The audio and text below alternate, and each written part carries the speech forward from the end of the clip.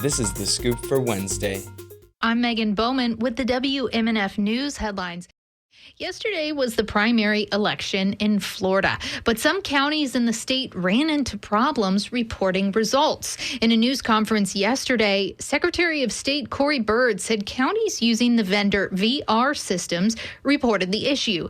Byrd says the problem was with the county's public-facing websites and had nothing to do with the data or the votes being transmitted to the Department of State. In a press release, Hillsborough County Supervisor of Elections Office said its website experienced intermittent downtime and slowness. But Election Supervisor Craig Latimer says while votehillsborough.gov was down yesterday, his staff successfully reported results throughout the evening.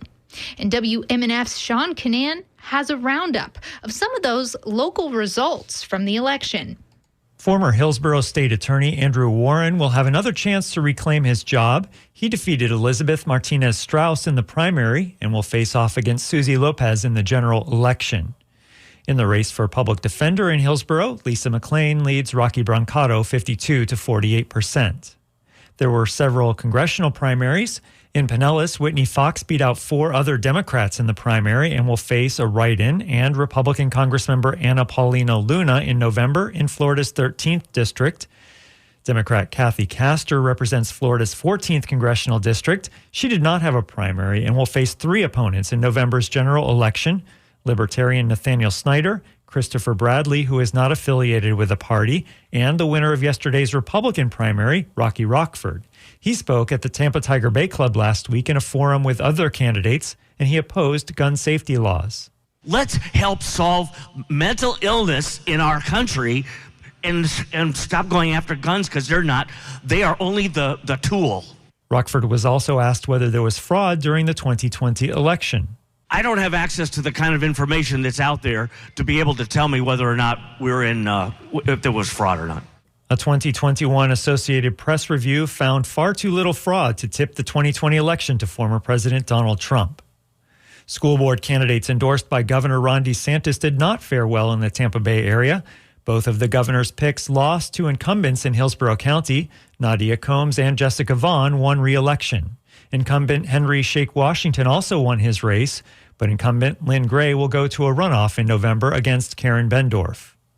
In Pinellas County school board races, incumbents Laura Hine and Eileen Long beat DeSantis' endorsed candidates, but Stacey Geyer, one of the governor's picks, will head to a runoff against Katie Blacksburg.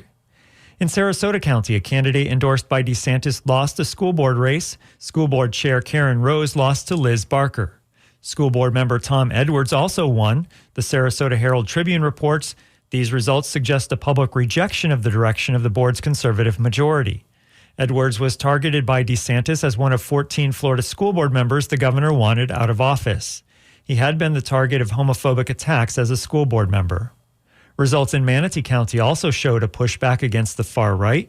Florida Politics reports that every county commission race went against the board's current conservative majority. In a countywide Republican primary for county commission, George Cruz defeated Kevin Van Ostenbridge. And the DeSantis-appointed Manatee County Supervisor of Elections was defeated. James Satcher lost to Scott Farrington. Florida Politics reports that 2 other DeSantis appointees lost in Manatee County. For WMNF News, I'm Sean Canan. Republican U.S. Senator Rick Scott will face off against Democratic challenger Debbie Mucarsel-Powell in November for one of Florida's Senate seats. And U.S. House Representative Matt Gaetz, who led the charge in ousting former House Speaker Kevin McCarthy last year, won the Republican primary in Florida's 1st District. Gaetz will face Democratic challenger Gay Valimon in November's general election. Pinellas County Supervisor of Elections Julie Marcus beat Chris Gleason in the Republican primary. Before yesterday's election, Gleason had made unsubstantiated claims that Marcus engaged in vote counting fraud. The National Weather Service says to expect mostly sunny skies with possible showers and thunderstorms throughout the day with a high near 92. And tonight, expect partly cloudy skies with scattered showers and thunderstorms, mainly after 3 a.m. Your overnight low is near 76. It's 79 degrees in Tampa and 80 in Clearwater. I'm Megan Bowman with the WMNF News headlines. This is The Scoop. Recorded at WMNF Tampa.